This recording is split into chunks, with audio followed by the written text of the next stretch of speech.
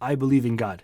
Now, that statement itself is considered controversial in the year 2021. For some reason, me telling you that I believe that there's a higher power above all human beings that have created us and fashioned us so perfectly, and I genuinely believe that exists, is somehow going to get somebody on the other side of this screen, maybe even across the world, really triggered, upset, and so mad to the point where they might unsubscribe, and that's okay. The reason that I made this channel was so that I can keep it real with you. I can tell you exactly what I feel, and so that you can watch it. If I was going to put on a show for everybody, I would not be doing YouTube right now. I'm going to tell you exactly what I believe about God.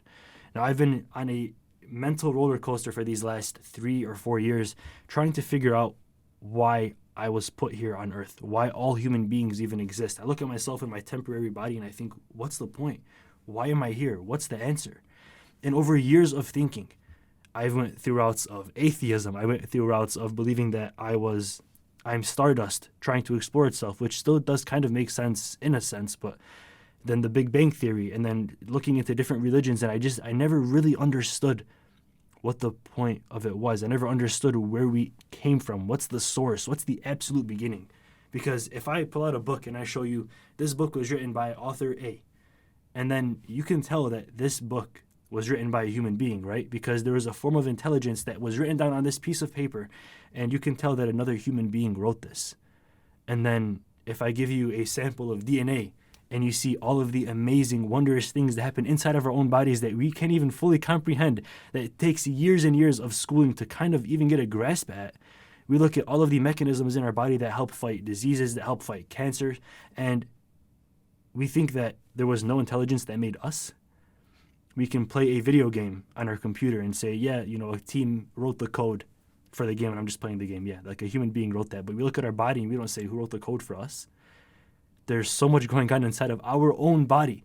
Looking into a mirror, you can find the answer right there. You don't even have to go look anywhere else. Looking at yourself in the mirror, that's all the answer that you need. That's all the proof that you need. And I realized that I was looking for all of these answers, all these things external in this world, when I just had to look in the mirror and I found the exact masterpiece that God created. And we all could as well. And that's what made the most sense to me. When somebody says, can God create a rock so heavy that he himself cannot lift? I love the question because it really stumped me for a long time. Can God create a rock so heavy that he himself can't lift because it's so heavy? The question itself is flawed because you're asking the question as if God's a human being, as if God's immortal, as if God has a weight limit. The question itself isn't applied to a God. If God couldn't lift anything, then he wouldn't be God, right? But if God can't create anything, then he wouldn't be God. So the question itself does not make sense if we're speaking about the source, the creator. You're asking this question as if God is bound by sleep and time and is mortal and has to work out at the gym to lift the heavier rock. You're asking this question, you're asking an infinite being, if you will, a finite question, which makes zero sense. And then I asked the question to myself over and over again, but where is God? Like, what? I'm a human being. What is my relationship to the source, to the creator? How does that make any sense? And I thought, maybe God's here. Well, no, God can't just be only here, because if you can point at God, then he's probably not God, right? Like if God's a certain piece of mass, or God's like right here, then why isn't God over there? So then he's limited. So that's not true. But then if God is everything, which I thought for a long time, multiple years, but that still means that I can point at God, which is already an understatement to what it is.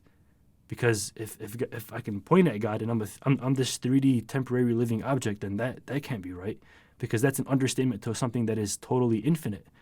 So these questions that I was asking this entire time, they were all flawed questions.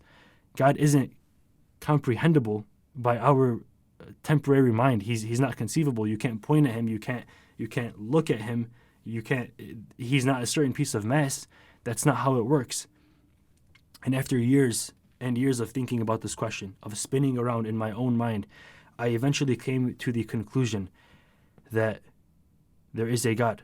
There's no way that we're living in this temporary body this entire time for no reason. There's no way that the sun is the exact distance from the earth and it hasn't burned up the earth yet and it hasn't froze it off because it's too far away. Like, there's no way that all of these things, everywhere from the ant kingdom to the human kingdom, that everything is working in perfect balance and order.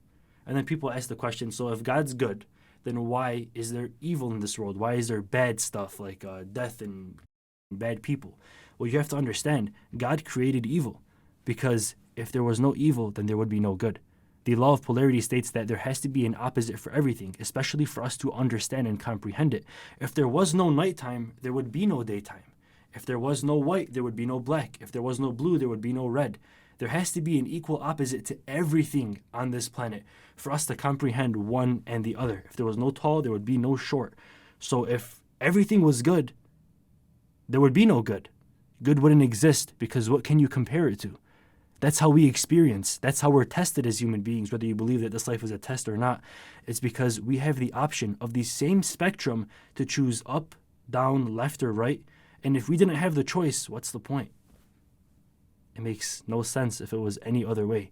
That's the kind of thinking that I've came to over the last 4 years of definitely going back and forth with myself in my own head about God's existence. Me posting this video itself is going to rile some people up, and this does not give anybody the okay to go fight about religious debates in the comments. That's not why we're here.